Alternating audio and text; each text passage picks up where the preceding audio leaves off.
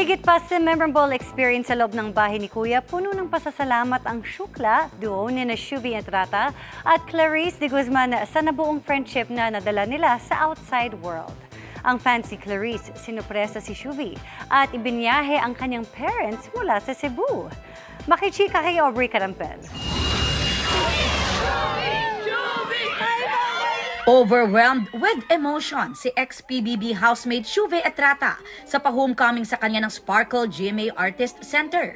Sinalubong siya ng kanyang fans. Naroon din ang kanyang friends na sina Sky Chua at Roxy Smith, pati na ang kanyang TDH suitor na si Anthony Constantino. Pati na ang kanyang parents. Ang fans daw ng kaduo niyang si Clarice de Guzman ang nag-sponsor ng pamasahe nila at mga kapatid ni Shuvi para makaluwas ng Manila mula sa Cebu. Hindi ko alam anong gagawin ko ng pagpapasalamat kasi pera po yung binigay nila talaga na pagpapalipad. And nakita ko po ulit yung mga magulang ko after missing them so much inside the house. At nang makita ang kanyang papa at mama. Masaya lang po ako na natutupad na po ang pangarap naming dalawa. Pinangarap lang po kasi namin to ni Mami before yung ganito po na pag-welcome sa akin, hindi ko po alam na mamahalin po ako ng ganito. Alam naman natin kung ano yung pinaglalaban kami. Alam namin yung mga sakripisyo niya. Natutuwa kami sa kanya. Tsaka proud ako. Natalo man siya sa PB. Panalo pa rin niya sa akin. Nakapanayam din ng GMA Integrated News si Shuvi with her duo Clarice de Guzman. Ikinuwento ng Shukla kung paano nagsimulang mabuo ang kanilang closeness.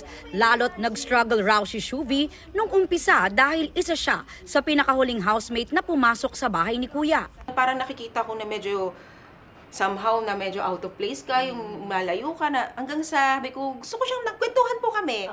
Tapos tawa lang kami ng tawa. Nagkasundo po talaga kami. Kaya naman nang pipili na ng final duo si Shuvi, I was stick with, Sneer. Yung para sabi ko, kasi yung pag-uusap namin ni Sneer. Pero nung nakita ko silang lahat, my heart really told me na it's mom. Pinaglaban niya po ako sa mga housemates. The affection really started nung dun ko na-prove yung tumalon ako ng may lapel. Hindi naman po talaga namin pinilano kami magiging final duo. Parang hinayaan lang namin tadhana.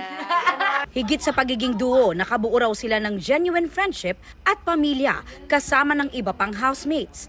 Kaya ang pinakahuling task nila as house challengers, OA raw talaga sa hirap. Kung alam niyo lang po, nagpa-practice pa ako bago mangyari yun. It was hard for us already. Si Kuya palagi niyang minare-remind na may mission kayo. Ngayong narito na uli sa outside world, tuloy-tuloy ang pag-inspire nila sa fans. Nung na-evict ako, hindi ako yung na-feel ko nun more on happiness kasi excited po ako na lalabas ako na wala nang tinatago buong-buo na malaya. Si Shuvi, feeling meant to be rin ang paglabas na nataon sa pagsisimula ng Encantadia Chronicles Sangre, kung saan gumaganap siya bilang si Veshdita. It's just nice to feel na kasama po ako sa show na yon. Aubrey Carampel, updated sa showbiz happenings.